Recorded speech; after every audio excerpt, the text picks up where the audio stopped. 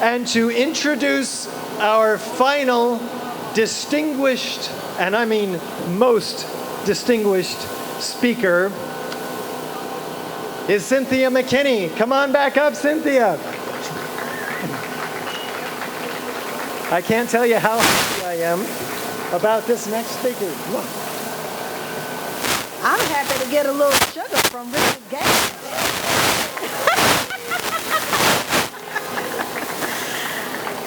Okay, there is nothing that gives me more pleasure than presenting a hero of mine. And that hero would be Dr. William Pepper.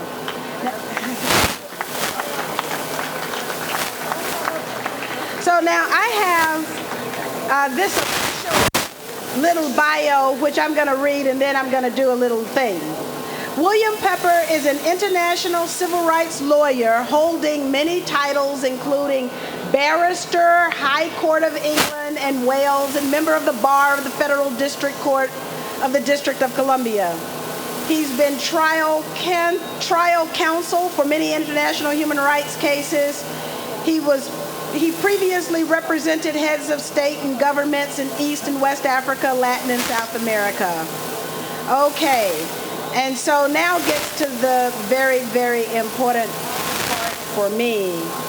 And that is because I'm from Georgia and in politics, I couldn't help but be affected by the murder of Dr. Martin Luther King Jr.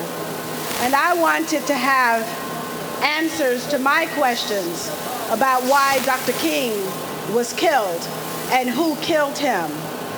And William Pepper was one of the persons, actually the person, who answered my questions, because he represented this 1999 trial in December of that year, where the jury found the United States government guilty of criminal conspiracy in the murder of Dr. Martin Luther King Jr. Everything that you think you might know about how Dr. King was killed, it isn't. The truth, however, is contained in this book. And then he didn't stop there. He went on to now, he represents Sirhan Sirhan in the investigation of the murder of Bobby Kennedy. To speak to us today.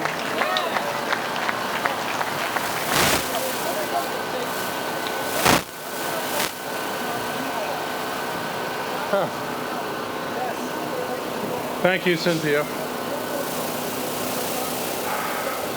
I've come here this afternoon really to pay respect to Richard Gage and the architects and engineers for all they have done to try to shed light in American history. I think it goes without saying that the world has become a very different place since 9/11 took itself upon us. I think the speakers, I'm sure, have said there are so many unanswered questions that lay among us and give a great deal of discomfort, particularly to the widows and the orphans of many of the people who died on that day. 9/11 is also an important day south of the border, many of you know. It is the history of the beginning of the horrific dictatorial rule of Pinochet and the assassination of Salvador Allende, first democratically elected socialist in Chilean and South American history. Now, so we share the commemoration of this day with our Chilean comrades and brothers and sisters. And it's important to remember that. Throughout most of organized society's history of human beings on this planet, the masters of society have used a variety of tactics and techniques to dominate and control the masses of their people. Remember, there are two roads to power. One is money, the other is numbers. And if they can control, well, they certainly control the money, and they have the money, but if they cannot control the numbers, then there will be substantive, meaningful change. But if they can divide, if they can disinform, if they can desensitize masses of people and keep the numbers down and splintered apart and subvert them, then they will continue, these masters, to rule over us as they have modern society of human social organization. Now, what are their tactics? One major important tactic, of course, is disinformation and misinformation. And they do everything they can to propagate and perpetuate that reality, so that the people are not really aware of what is going on and what has happened. This aspect of education of the masses begins at a very early age. I brought my 3-year-old today.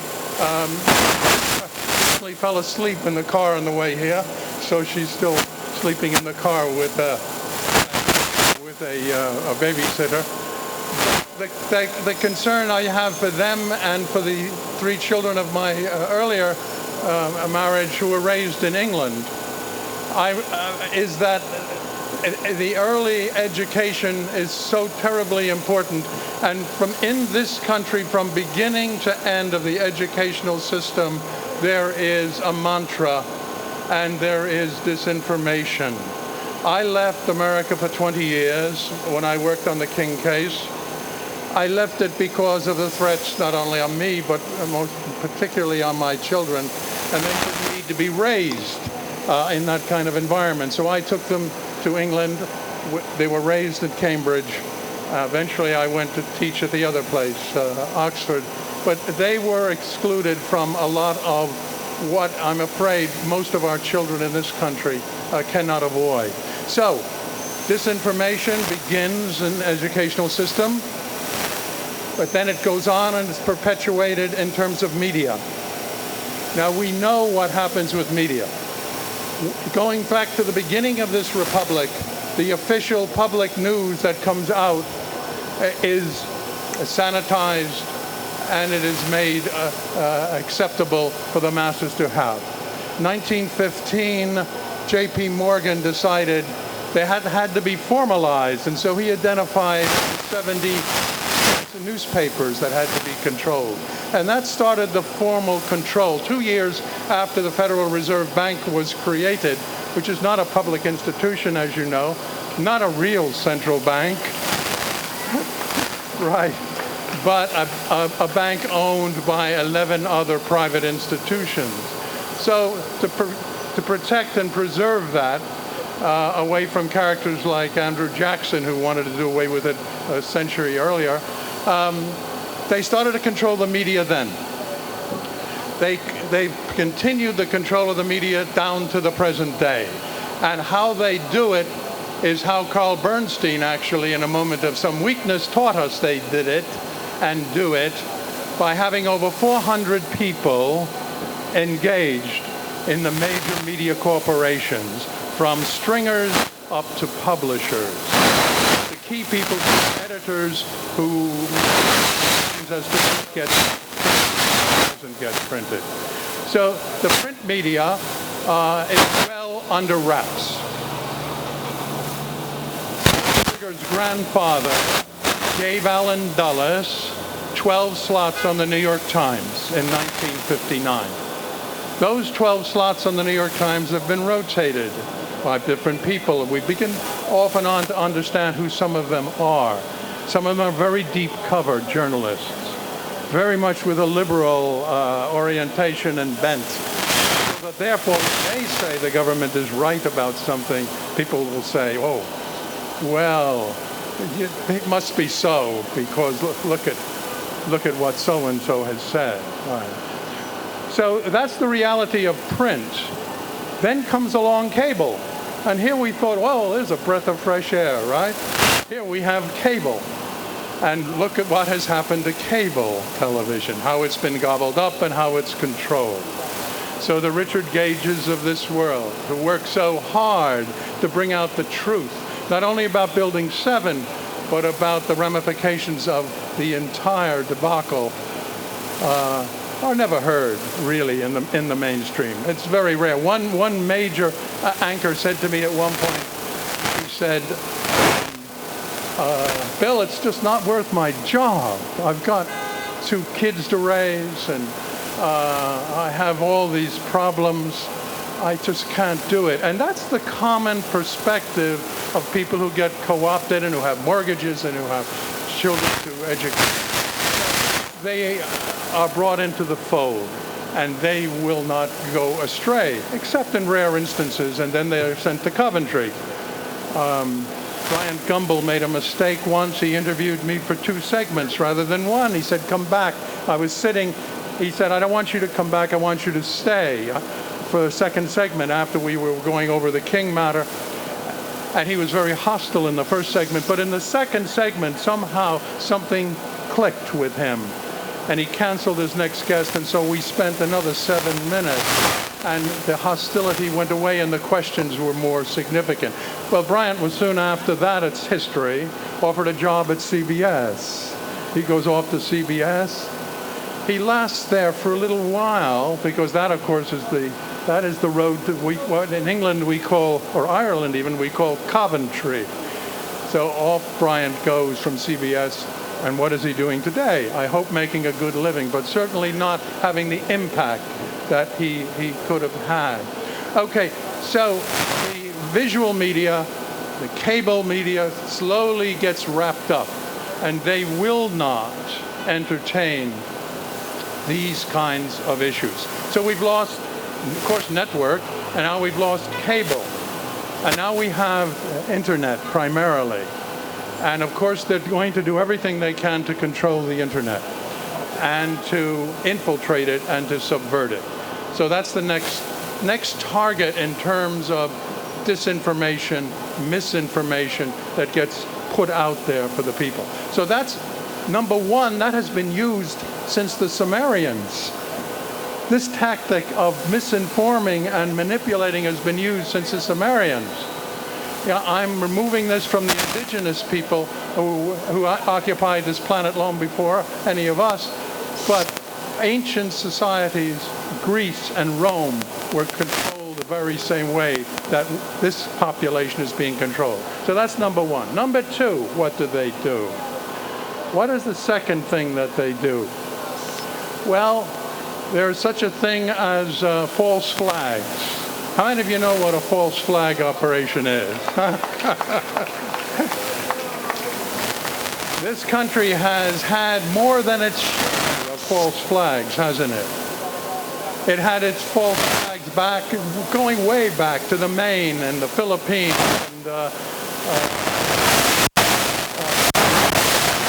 and on forward. But then, in 1963, it had a false flag that related to the overthrow of the elected Mossadegh in Iran, so that Anglo-Americans could control that oil. That was a false flag connected with that operation. Then there were, in more closer proximity to us, there was the Gulf of Tonkin false flag. How many of you remember what the Gulf of Tonkin was all about? Look at that.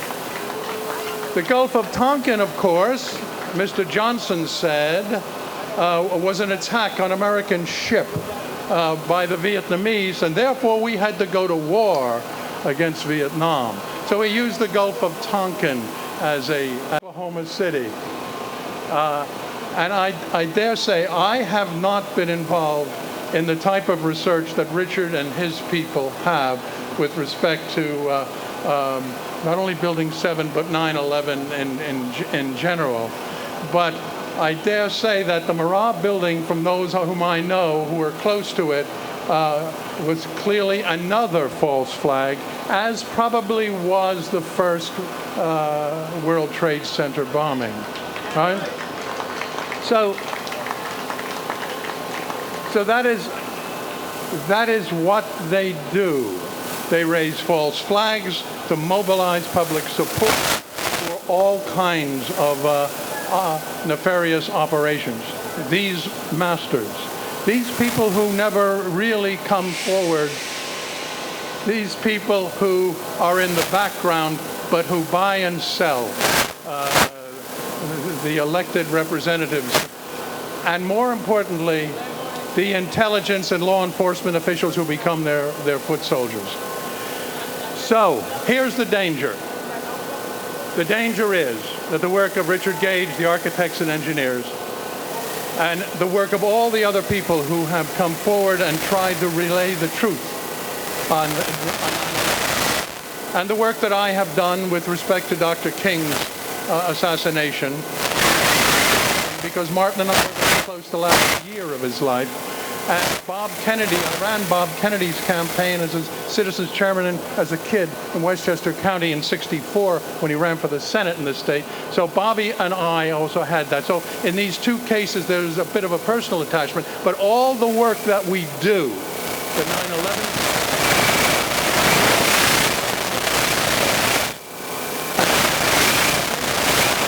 thing that they do to keep the population,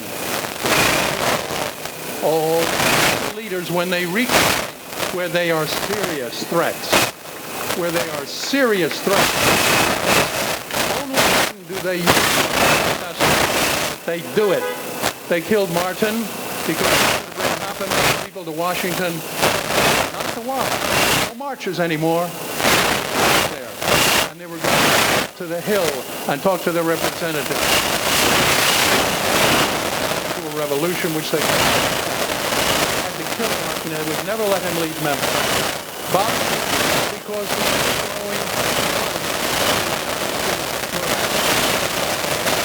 was going to reopen,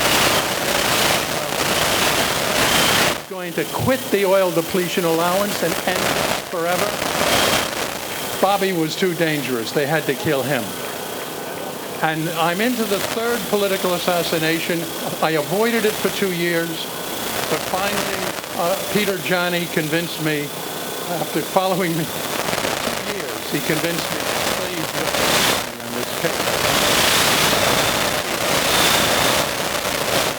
A child who was nurtured by a woman called Mary Meyer.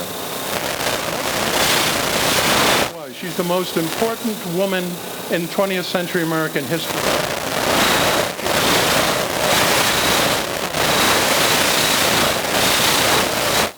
He told Kenny O'Donnell he was going to marry her after the second term. She was in the White House 40 times before they killed her.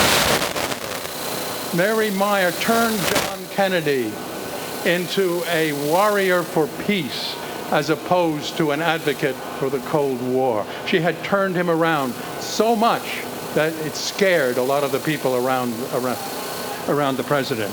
She had been married to Corbett, the director of the CIA. Divorced him in 1957, took up with Jack Kennedy in 1961. That story. When they killed Jack Kennedy, she waited for the Warren Commission report to come out. When it came out, she was appalled, and she did something that perhaps prudently she should not have done. She went to her former husband, and she said to him, if you and your buddies do not reveal how Jack Kennedy was really killed, I am going to blow the whistle on you and Jim Angleton, father of 3 of her children, senior CIA guard. So they couldn't allow that to happen, and so she was assassinated. It was a political assassination on a towpath in Georgetown, Washington. Today, unsolved murder. They found a black guy. They tried to pin it on him, and it didn't work. And so it's an unsolved murder. So we have taken that case, had trials. filed a lawsuit Friday against, thank you,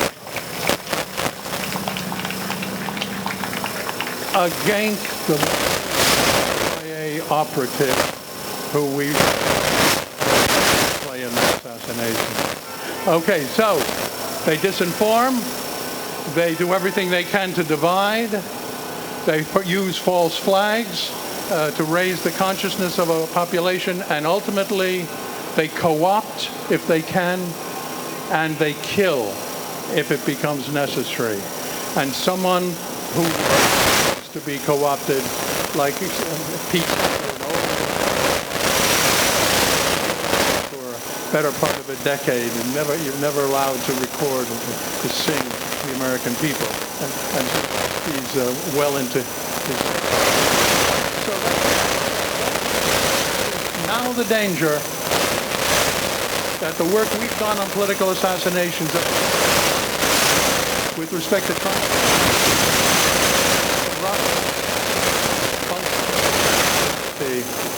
will be swept into the rubbish bin of history as they try to outlast us. The danger to figure out how to put these truths so that future generations,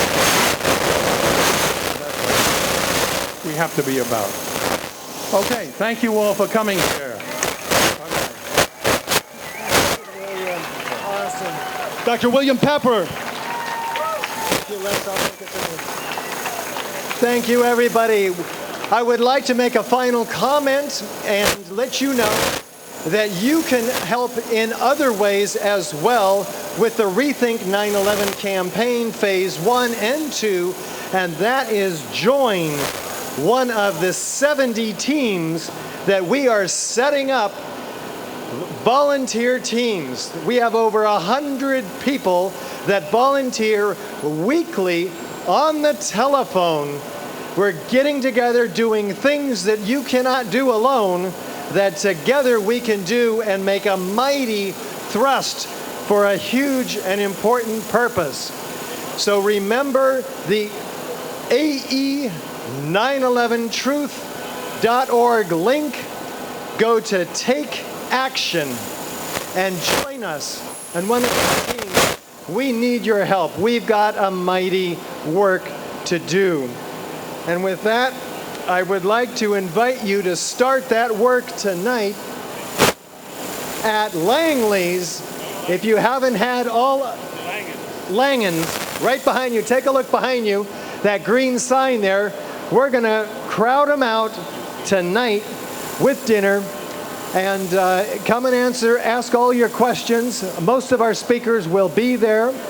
So come and join us, and we will drink into the night.